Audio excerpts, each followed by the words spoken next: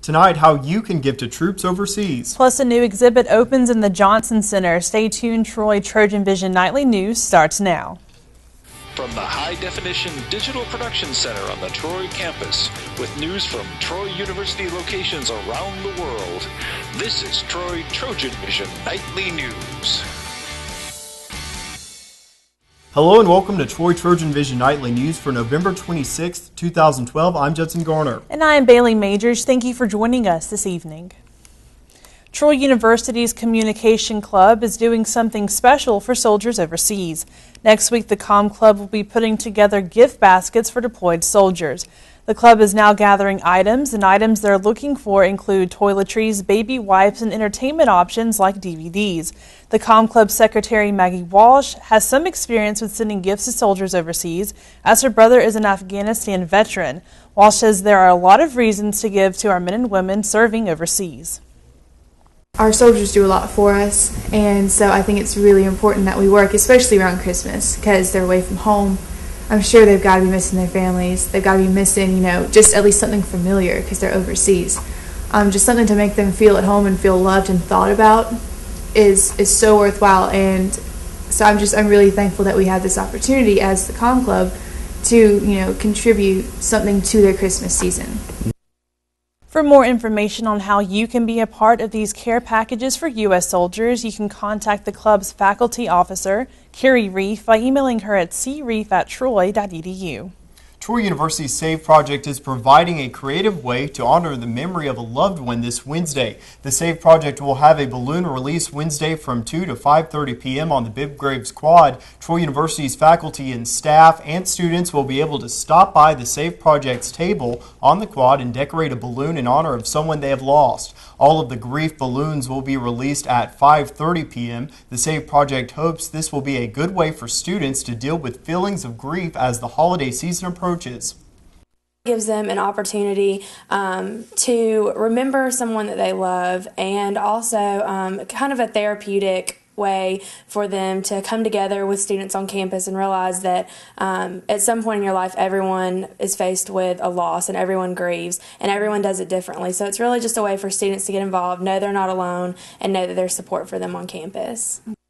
Once again, the grief balloon decorating will begin at 2 Wednesday on the Bibb Graves Quad, and all of the balloons will be released at 5:30 p.m. The Troy Pike Cultural Arts Center has brought a new exhibit to Pike County, celebrating the creativity and artwork in their own backyard. The Johnson Center of the Fine Arts has opened a new exhibit entitled Artists of Pike County, Roots 3D, centered around the artwork of students and teachers of Pike County. This exhibit is compiled of more than 15 Pike County artists showcasing their three-dimensional pieces of artwork. The three-dimensional exhibit is the third in a series, with the theme focusing on 3D media.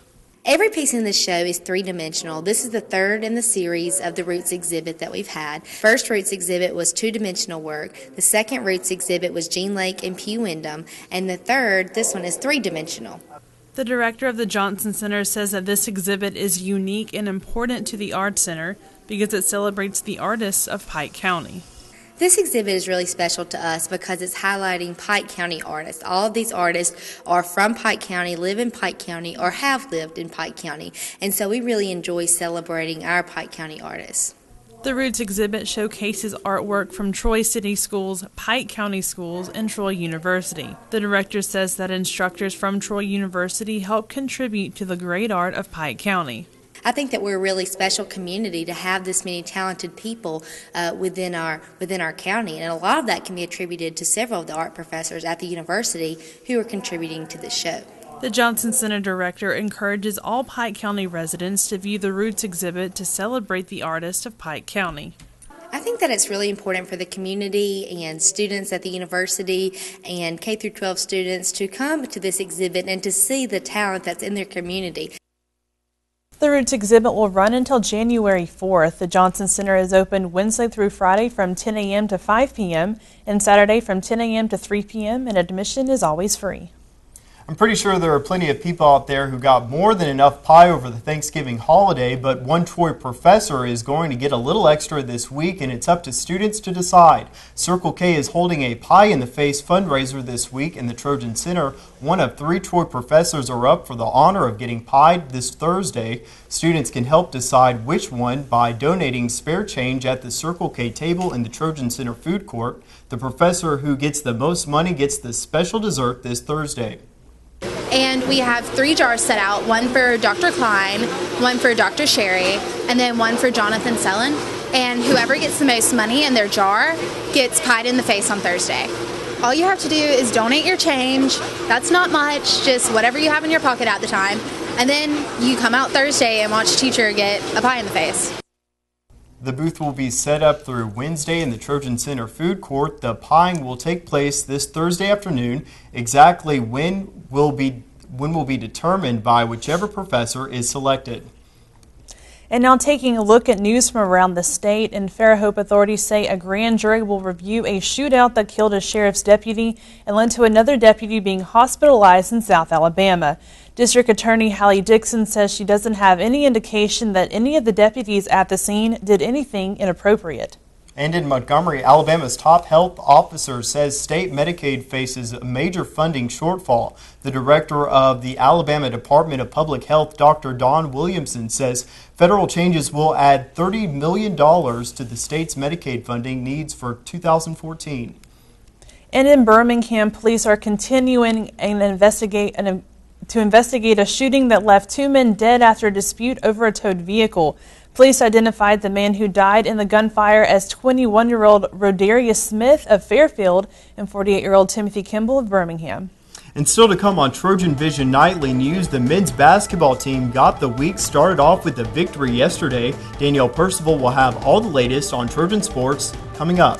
But first, U.S. lawmakers are working to compromise to prevent a tax increase at the start of 2013. We'll have more on that story after the break. Can lawmakers find a compromise and avoid the so-called fiscal cliff? I'm Danielle Nottingham on Capitol Hill. I'll have the story coming up.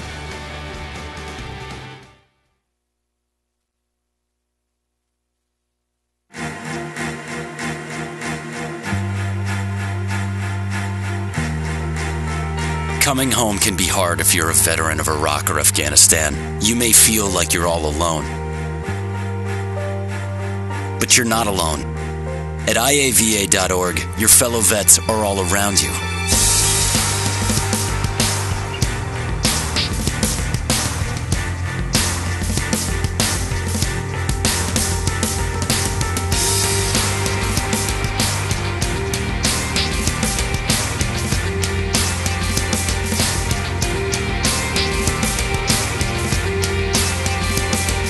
Join our free online community. Get the resources you need, and connect to other vets who know where you're coming from. IAVA.org. We've got your back.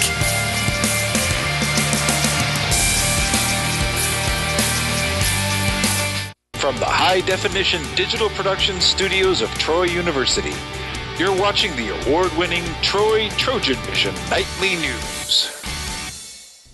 And now for a look at what's happening across the nation and around the world, we'll go to Judson Garner at the Global News Desk. Judson.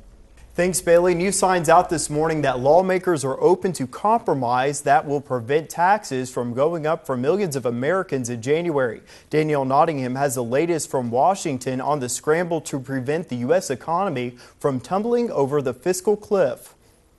The Senate returns today with just 5 weeks left to hammer out a deal to avoid the fiscal cliff. I remain optimistic that when it comes to our economy, when it comes to protecting middle-class families from a whopping tax hike come January 1st, Republicans and Democrats will be able to find common ground. Republicans are hinting they may be open to a compromise that raises revenue. We've been open to revenue by closing loopholes as long as it's tied to spending cuts and pro-growth tax reform that broadens the base and lowers rates. Democrats say just closing loopholes and limiting deductions is not enough to make a dent in the nation's $16 trillion deficit. You've got to raise additional revenues, including tax rates on the wealthy. Those have to go up. They have to go up. But many Republicans believe the best way to close the gap is to reform entitlement programs like Social Security and Medicare. The only balanced approach is one that includes real and lasting reforms. And with the fiscal cliff looming, White House economists are now warning shoppers concerned about a tax increase may not spend as much this holiday season. Danielle Nottingham, CBS News, Washington. Investigators in the Middle East are preparing to exhume the body of longtime Palestinian leader Yasser Arafat tomorrow. They're hoping to get answers nearly 8 years after his death. Tina Kraus reports from London. A team of forensic experts arrived in Tel Aviv to help determine what killed Palestinian leader Yasser Arafat. Scientists in the West Bank city of Ramallah are preparing to exhume his body. We hope that all these experts will manage to basically find what we're looking for, the truth. When Arafat died in a Paris hospital in 2004 after suddenly getting sick, his doctor said they could not determine a cause of death. 8 years later, behind these blue tarps, scientists will open Arafat's grave to look for answers. Arafat's widow and many other Palestinians blame Israel for Arafat's death. They say he was poisoned with polonium-210, a deadly radioactive isotope. This exhumation reveals the facts and reveals that Arafat's death was not natural death. A French court opened a murder investigation into Arafat's death in August after a Swiss lab found significant traces of polonium-210 on Arafat's underwear and toothbrush.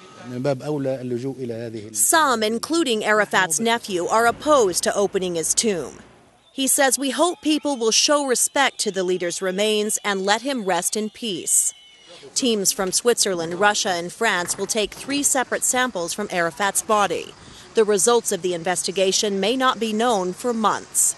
Tina Kraus, CBS News. Inflatable bounce houses have become a staple of kids' birthday parties and backyard barbecues, but as their popularity has gone up, so have the number of injuries. A new study finds on average 31 children are hurt every day. Randall Pinkston reports from New York. The Wolstetter kids love jumping around in their bounce house so much.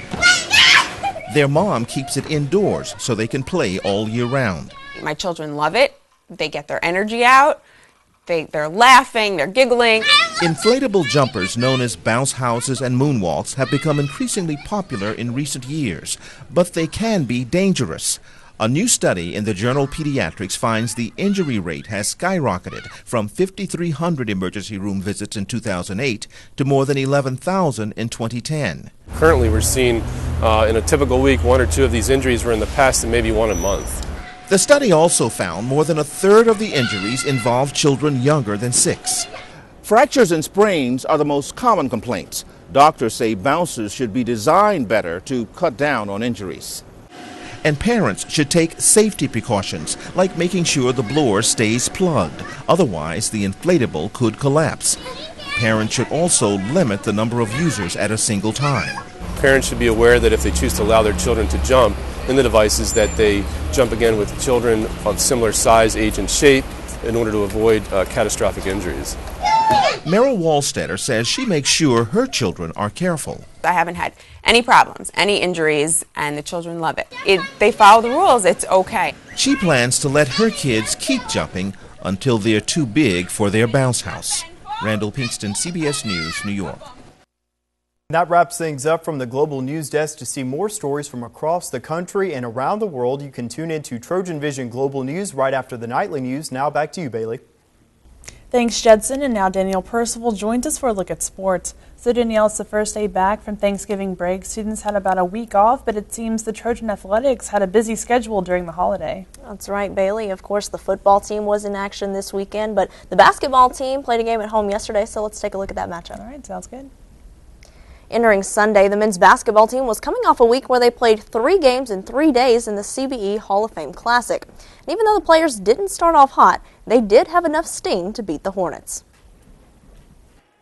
After 4 straight games on the road, the Trojans remained perfect in the new Trojan Arena on Sunday, outlasting Alabama State 66-62. They outplayed us. We just were fortunate that Emil got on a little roll in that second half. We made a few clutch baskets, made a few good defensive plays. But if you looked at the whole game, I'd have to say 80% of the game they outplayed us. The Trojans had a 6-minute stretch in the first half without a bucket, but made a late run to cut the Hornets' lead to 1 thanks to a big half-court buzzer beater by Hunter Williams. I think that's what put us over the top. We played a sluggish first half. We came out kind of flat, and Hunt shot it right at the half. We all went to the locker room pumped up about it, and we came out and played with great intensity. After hitting the game-winning shot in the home opener against Mississippi State, Emil Jones again was a big name, leading the team with 18 points and 8 rebounds. Well, I just tried to do whatever the team needs, which I always try to do. And tonight, I had open shots. My teammates found me fresh, and Justin and some other players found me, and I was able to hit some open shots. They made it easy for me. With a 4-2 record this season, the Trojans have gotten to 4 wins, the earliest in the season since the 2006-2007 season. And Justin Wright says that gives this team a boost. Well, I think starting out the first 6 games and winning 4 of them is pretty big for us. That gives us confidence going into it. I think the next couple of days it's going to be big. Just we got to rest. When we're not practicing and we're not playing, we got to stay off our feet. We got to rest. And I think that's going to be the biggest thing. I think right now, obviously we got a lot of things we need to work on. But I think every night we've came with intensity on defense. And if we do that, we're going to be in every game. The Trojans return to the court tomorrow night to take on another in-state opponent, but this time it will also be a rivalry game. Troy and UAB will meet in Trojan Arena Tuesday night with tip-off scheduled for 7 o'clock. And over the break, in case you were wondering what you missed with the women's team, only one of the best performances in the country this season, at least one of the top scoring games. The women's basketball team beat Furman 118-96 to score the most points any women's basketball team had scored all year.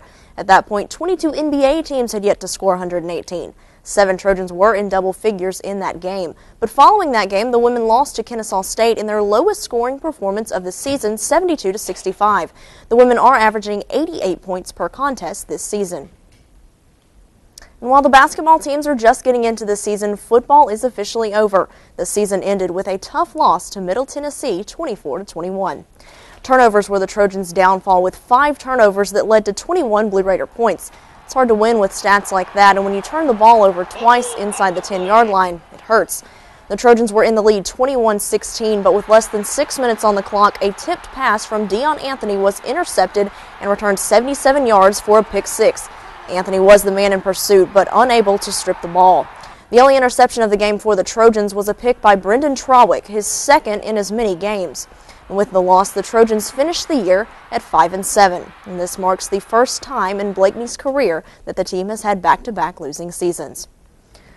So while it's tough seeing that football season is over, it was a season of almost. There were so many chances that the team had, but still, congratulations to those seniors. What a year they've had, what a career some of these guys have had, and it'll be sad to see them moving on. Absolutely. I don't know anyone that doesn't enjoy football. Definitely hard to see the season go, but we have next year to look forward to. That's right, too. And now it's basketball season, so there's still plenty to see. Absolutely. Thank you, Danielle. Thanks, Danielle. And coming up on Troy TrojanVision Nightly News, we'll learn how Troy's choral groups will show off their talents. But first, it's been a clear and pleasant day, but what does the rest of the week have in store for us, Brittany? There may not be such pleasant weather headed our way. Stay tuned to find out more on your local weather right after the break. Mom, can I have $1? Yeah, it's right. I think my purse is upstairs on the bed. It's not here. Check the dining room. No. What about your sister's room? It's not there either. The upstairs closet? The downstairs closet. There are no more closets. Moms everywhere are finding ways to keep kids active and healthy. Get ideas, get involved, get going at letsmove.gov. I've been taking classes at Troy Online for years. The staff and the professors, they care about developing me, not just academically, but in my future career. I feel that Troy is preparing me for my next mission. On campus or online, Troy offers you an extraordinary education that can take you anywhere you want to go.